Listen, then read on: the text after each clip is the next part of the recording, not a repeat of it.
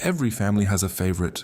Some hide it well. Mine never even tried. Growing up, my older sister Emma was treated like she could do no wrong. If she forgot to do her chores, my parents laughed and called her busy. If I forgot, I lost my weekend. When she brought home average grades, my father proudly framed her report cards. When I graduated at the top of my class, my mother simply nodded and asked if I could help Emma finish her college application. That was my childhood. Invisible. My birthdays were forgotten. My soccer games were ignored.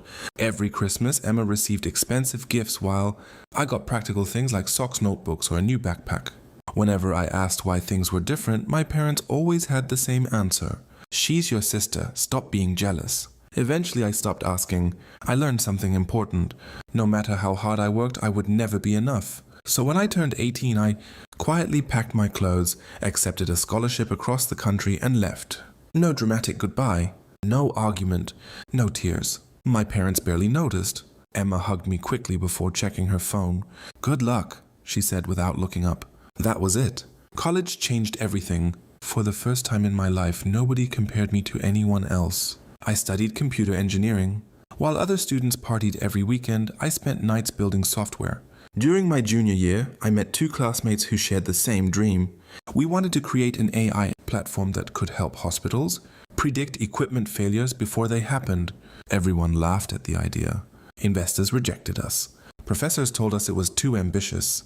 But failure became fuel. We worked inside tiny apartments, survived on instant noodles, and coded until sunrise. 3 years later, a healthcare company offered to buy our startup.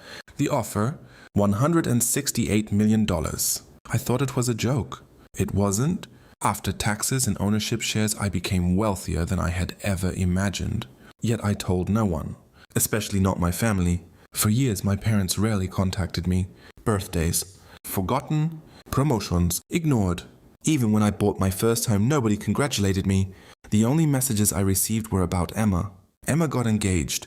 Emma bought a new car. Emma deserves your support. I simply replied with polite congratulations. Nothing more. Then after almost 7 years, my mother suddenly called. Her voice sounded unusually cheerful. "We're having Thanksgiving this year. I'd really love for you to come." I almost laughed. She hadn't called me in over a year. Now she suddenly missed me. Something felt strange. Still, curiosity won. I'll be there. When Thanksgiving arrived, I drove to my parents' house. Not in my sports car. I left that at home. Instead, I rented an old sedan. Simple clothes. Simple watch. Nothing expensive. I wanted to see them without money changing their behavior. As soon as I walked inside, everything looked exactly the same. Family photos covered every wall. Almost every picture featured Emma. Graduation, vacation, birthday, wedding engagement. There was only one photo of me, hidden behind a plant. I smiled. Some things never change. Emma walked over dramatically. "There you are." She hugged me for exactly 2 seconds, then whispered, "You still work in computers, I guess." She laughed. I married a real businessman. Her husband smirked beside her. Technology people usually don't make real money. I almost choked on my drink. If only he knew. Dinner began. My father stood to give his traditional speech. "Today we're thankful for family." Then he looked directly at Emma. "Our daughter has always made us proud." Everyone applauded. Nobody mentioned me. Again, the meal continued. Conversation revolved around Emma's vacation, Emma's house, Emma's future children, Emma's promotion. Not a single person asked about my life. Finally, my aunt looked toward me. "So, what have you been doing these days?" Before I could answer, Emma interrupted. "He probably fixes computers." Everyone laughed. I smiled politely. "It's something like that." An hour later, dessert arrived. Then my father cleared his throat. "There is actually another reason we invited everyone today." I knew it. "Here it comes." Emma grabbed her husband's hand dramatically. "We're buying our dream home." Everyone clapped. But my mother sighed dramatically. "The down payment is short." My father looked straight at me. "We thought maybe since you're single and don't have many responsibilities, you could help your sister." There it was. Not love. Not reconciliation. Money. I asked calmly. "How much?" Emma answered without hesitation. $500,000. The room became silent. She actually expected me to hand over $500,000. Just like that. I leaned back. "And why exactly would I do that?" Emma frowned. "Because we're family." I smiled. Interesting. When I needed family, where were all of you? Silence. Nobody answered. My mother tried to smile. That was years ago. You should let the past go. I nodded slowly. I did. That's why I left. The room became uncomfortable. Emma crossed her arms. So you're saying no? I haven't answered yet. Everyone waited. I reached into my jacket pocket. Instead of pulling out a checkbook, I placed a small business magazine on the table. It had been sitting there folded for weeks. The cover headline read, Top 30 Young Tech CEOs Changing Healthcare. My face filled the cover. Emma frowned. Wait. My father picked up the magazine. His hand started shaking. No, he whispered. That's you. I nodded. The entire room froze. My mother grabbed the magazine from him. Then another relative searched my name on their phone. Within seconds, gasps filled the dining room. Articles, interviews, photos, company valuation, net worth estimates, everything. Emma stared at me in complete disbelief. You own this company. I helped build it. My father sat down heavily. How much are you worth?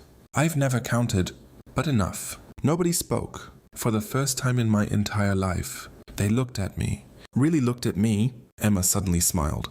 The same fake smile I remembered from childhood. Why didn't you tell us? I laughed softly. You never asked. She reached for my hand. We're so proud of you. No, I replied calmly. You're proud of my bank account. Her smile disappeared. My mother started crying. We made mistakes. I know. We can fix this. I looked around the table. Every face suddenly seemed interested in my life. The irony was almost funny. For years I had wanted exactly this. Their attention, their respect, their love. Now that I had it, it felt completely worthless. I stood up. I won't give anyone $500,000. Emma slammed her fork onto the table. I knew it. You're selfish. I looked at her quietly. When I left home with one suitcase. Did you help me? She looked away. When I worked 3 jobs during college. Did anyone call? Silence. When my company almost failed him. Did any of you even know? Nobody answered. Because they didn't. I walked toward the front door. Before leaving, I turned around one last time. I didn't become successful because my family believed in me. I became successful because I stopped waiting for your approval. Then I smiled. I truly hope Emma gets her dream house. But she'll have to earn it. The door closed behind me. Outside cold autumn air filled my lungs. For the first time, I didn't feel like the forgotten son. I felt free. Weeks later, I received dozens of messages.